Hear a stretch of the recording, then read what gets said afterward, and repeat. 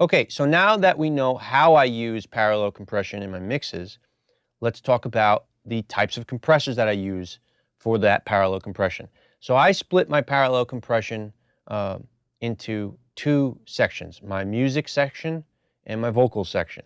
So for this video, we're only going to talk about my music section. My music section is then split up into two different types of parallel compression. My drums and my bass, which get compressed together, and the rest of the instruments get sent to another compressor. So there's two different types of compressors for two different things.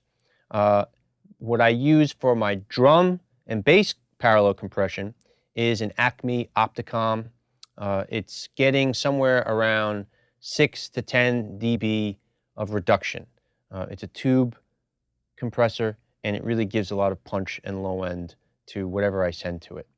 Now, if you don't have access to that specific type of compressor, or you don't use outboard gear and you're mixing in the box, Plug-in Alliance makes a really faithful emulation of it. In fact, I think it's the only emulation of it, and I use this in the box as well, and it sounds really close.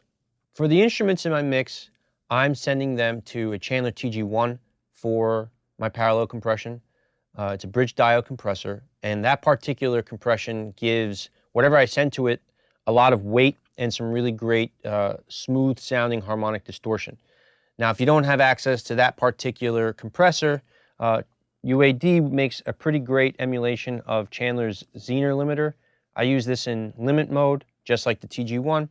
And when it's in limit mode, I'm looking at getting somewhere around -4 decibels of reduction. Now, I'm not saying this is a blueprint. I'm just telling you when I send the information to the compressor, I feel like it gets the sound I'm looking for around that amount of reduction. But remember, you got to use your ears, and it's all to taste. So even if you don't have access to the gear that I have, you can get some great results with some plug-in emulations. And remember that you don't want to go for a blueprint number of gain reduction.